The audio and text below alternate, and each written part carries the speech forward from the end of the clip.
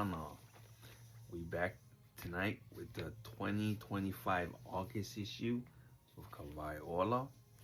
Also, guys, September has just been officially named Hawaiian Heritage Month. So, thank you guys all out there for tuning in.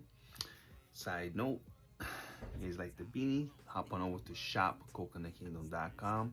You guys can pick up the beanie. And once again, happy Hawaiian Heritage Month, guys. Let's get into it. So, here we have an article by Dr. Williams Jr. titled He Kahea I Kalahui Hawaii. A sizable crowd gathered and growing waited eagerly at the corner of Waiale Road and Koko Head in Kaimuki. The quaint town, more of a small but rapidly expanding hamlet really, occupied plains 5 miles east of downtown Honolulu. Residents of the area had successfully petitioned Hawaii's Territorial Board of Education to build a new school to serve area children, and on this gorgeous Friday morning of the 12th of April 1912, an estimated 300 to 400 parents, educational officials, and government dignitaries gathered to celebrate. At 10 a.m. sharp, an olive green REO motorcar turned off Waiale and into the lot. Everyone in attendance was likely familiar with this particular car and the identity of its owner. After coming to a stop, Her Majesty Queen Lili'uokalani, assisted by a pair of attendants, stepped down from the vehicle. The Queen had accepted an invitation from the board to set the honorary cornerstone for the territory's newest educational institution named in her honor, Lili'uokalani School. As she made her way to the event bandstand, where there was a noticeable shift in tone from excitement to a more somber feel, as it became noticeable to all that the Queen had grown more feeble since her last public appearance. Although it had been nearly 2 decades since her forced removal from the throne, she was still queen to her people. As she approached, everyone stood, sitting only after she had made herself comfortable in her seat. Thereafter, each time she stood, the crowd rose with her. Each time she sat, they followed suit. Souvenir programs were distributed along with ribbons bearing a picture of the Queen and a caption reading, Lili'uokalani School. Kodak snapped photos while a film camera brought to the event captured the scene as Her Majesty was handed a ceremonial silver towel inscribed with the words, Her Majesty Queen Lili'uokalani.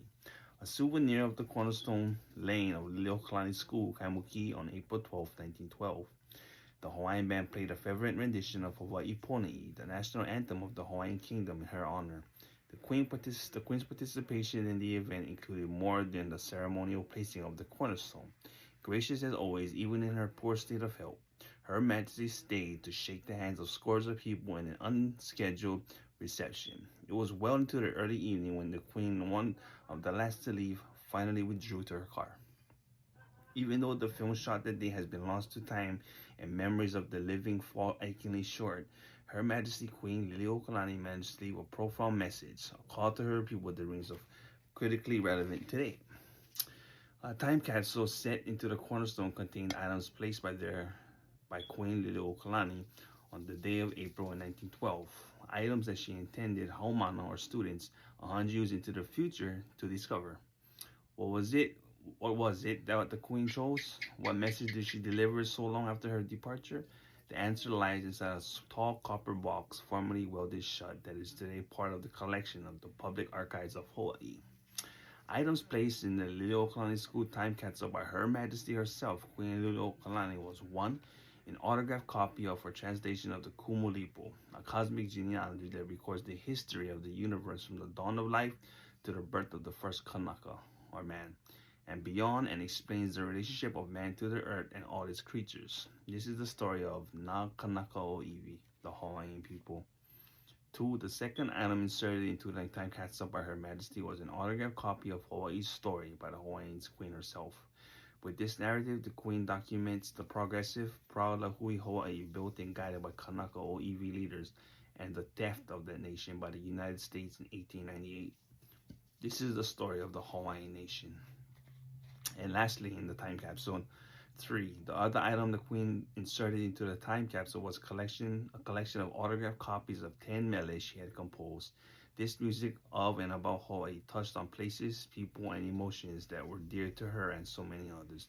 This is the story of Hawaii's treasured places and the feelings they create. Lastly, in 1912, as the territorial government in Hawaii pushed an erasure of the past and the creation of a modern story highlighting an American Hawaii, Queen Lili'uokalani offered subtle yet powerful resistance. She called on her people a century into the future to know who their kupuna were, to know who they themselves are. And that's it. Happy Hawaiian Heritage Month, guys. Aloha.